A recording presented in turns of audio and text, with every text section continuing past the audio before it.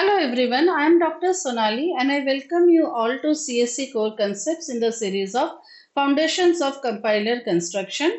In this video, we are going to discuss about the syntax directed translation, or also called as the syntax analysis, which is the third phase of the compiler design. Now, if you remember our compiler construction stages, so we have the lexical analysis where the input is a string, right? Now, you generate the tokens from here, and from those tokens, from the lexical, goes to the syntax tree or the parse tree. Syntax analysis where the output is a parse tree, right? So this parse tree will go to the semantics analysis, or you can say the syntax directed translation, because and the output of this stage will be an annotated parse tree. Now what do we mean by this? See, parse tree will go from the earlier phase, that is the syntax analysis phase. So the output of the previous phase is what you get, a parse tree, right?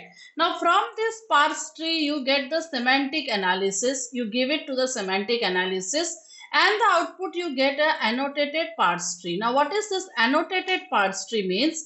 When you are adding comments to the grammatical rules, okay, which this phase will help in generating the intermediate code, which is the next phase, right? So it will help in it will add some rules.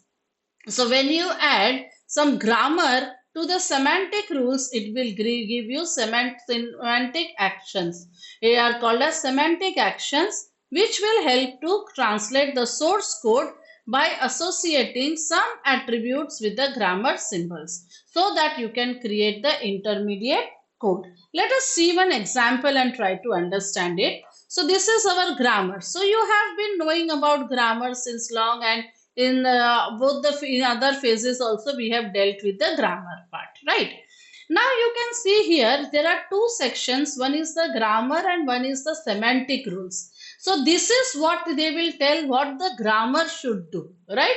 There are the comments. So if you are saying first rule says s hash a, so what does it says? It means s dot value is equals to s dot value multiplied by a dot value.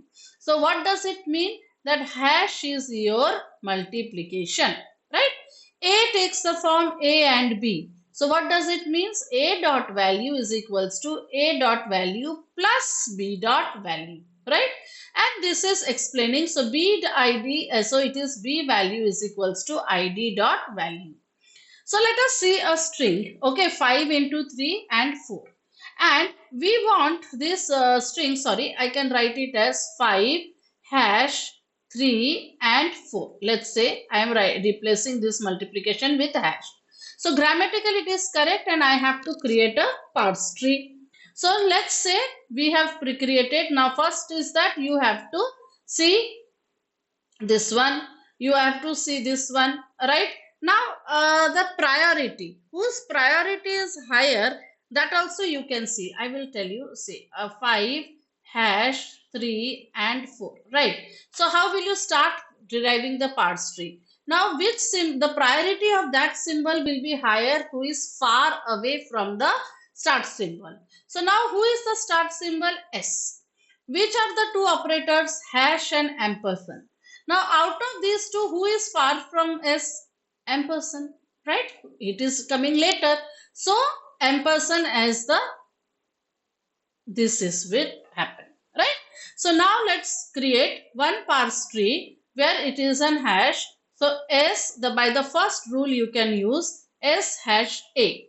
Now second thing what you have to do is, this is your S, this is your A. So this A has to be explored later on, right?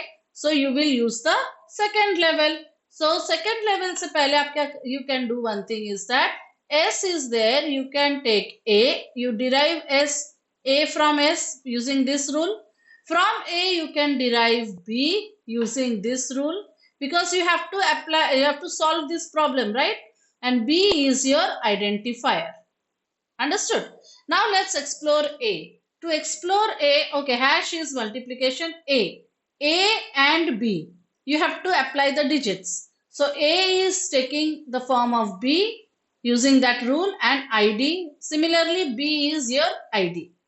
Now wherever you have this ID, you replace it using these numbers. One is 5, next number is 3, next number is 4, and this is your plus. Now let's solve it. So when it is 5, okay, first you have to make the parts tree, and now let us evaluate. So let's evaluate it. So if you see here also it is 5, right? Then, sorry. So here also it is 5. So B will be 5 because there are no changes. It is simply linked. Here it is also 5. Here it is also 5. Right? Now let's come here. 3. Here it will be 3. This will be 3. This will be also 3. Yes. This is plus. It is plus. This is 4. 4. But here there is some. This A will not be same. What will be the value of this A? 3 plus 4 is 7. Right? The S value is 5. This is multiplication 7. So S into 7, 5 into 7 is 35. So this is your output.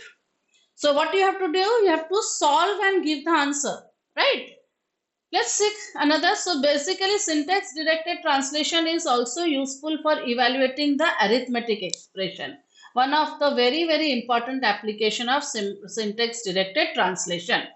Let us solve two more problems. Okay, this is the first problem. We solve it using this grammar. So basically this is your grammar. Okay, and this is the rules, right? So grammar is E takes the form E plus T. That means E dot value is E dot value plus T dot value. E is T. T is T into F. T is F and F is the digit, right? Let's create the parts tree for this. Now for this string who is later, multiplication is later. So you can have a bracket like 2 plus 3 into 4. You can do it like this. So let's evaluate it. So E plus should be there, right? This is one part, this is second part. So which rule says E plus T? Done. So E has to take 2, right? How will it take 2? 2 is with F. F is T. T is can be assigned to E. So let's say E can take T using this rule. T can take F using this rule. F can take a digit using this rule. Done? Okay. Now let's come to this next part, T. T has to be multiplication. So we have the rule T multiplied by F. Right?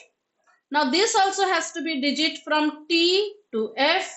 Right? From T to F and F to digit. Done? And here F to digit. Now digits, let us replace here 2. What is the string? 2 plus 3 into 4. 2, 3, 4. So when it goes up, this is 2. Nothing you are doing, no calculations, right? This is 2, this is 2. Up to here it is 2. 3, here it is 3, here it is 3. Up to here it is 3 only. This is 4. But this value of T have to be computed. So 3 into 4 will give you 12. Now this 2 plus 12 is 14. So your answer is 14.